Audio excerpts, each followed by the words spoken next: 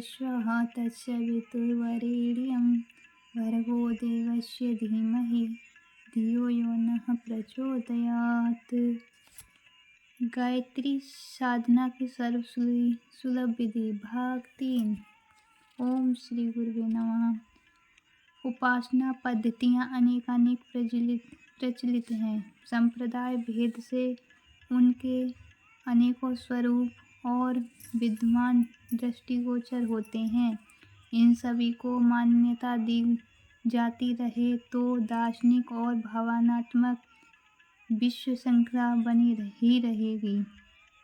अगला युग एकता का है। इसके बिना विग्रह बढ़ेंगे और संकट खड़े होंगे। एक भाषा, एक राष्ट्र, एक संस्कृति अपनाए बिना विश्व मानव का समस्त स्वरूप ही नहीं निखरेगा। वसुधैव कुटुम्बकम की भावना शब्दाडंबर बनकर ही रह जाएगी। मानवीय संस्कृति, आचार व्यवहार में एकता स्थापित करनी होगी। साथ ही अस्तित्व का स्वरूप और व्यवहार भी एकता के केंद्र पर ही केंद्रित करता होगा।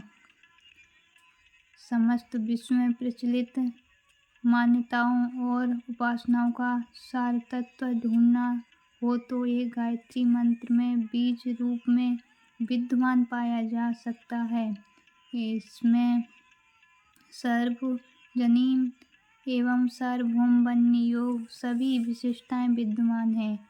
इन 24 अक्षरों में बीज रूप से ये तत्व दर्शन भरा पड़ा है। इसे व्यक्ति और समाज की सुव्यवस्था के लिए एक उच्च स्तरीय आचार संहिता कहा जा सके। इसी प्रकार साधना उपासना से जिन सिद्धियों और विभूतियों की उपेक्षा की जाती है उन समस्त संभावनाओं का आधार इस महामंत्र में मौजूद नवयुग में एक ही उपासना पद्धति अपनानी होगी और तत्व दर्शन की एक धुरी ही रखनी होगी। इसी आवश्यकता की पूर्ति के लिए गायत्री मंत्र से बढ़कर और कोई माध्यम संसार में अन्य कोई ढूंढा नहीं जा सकता। अस्तु इसका परिचय प्रचलन एवं आलोक जितनी तत्परता पूर्वक व्यापक बनाया जा सके उतनी ही सरलता से लोकमानस को विश्व मानव के लिए उपयुक्त स्तर का बनाने में सरलता होगी और सफलता मिलती चली जाएगी। उपासना का आधार और प्रभाव। कहा जा चुका है कि उपासना का अर्थ है भगवान के समीप बैठना। ईश्वर और जीव में यूं समीपता ही है। जब भगवान कण कण में संव्याप्त हैं तब मानवीय काया एवं चेतना में भी वे समाये हुए हैं। क्यों समाये नहीं होंगे? जो अपने में ओतप्रोत ही है वह दूर कैसे, और जो दूर नहीं है उसकी समीपता का अर्थ क्या? इस असमंजस को विवेचना इस प्रकार होती है कि यह समीपता उथली है, गहरी नहीं।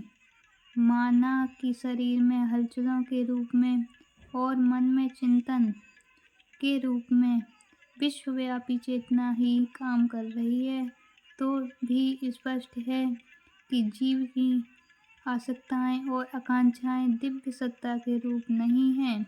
उनमें निकृष्टता का आसुरी अंश ही भरा पड़ा है।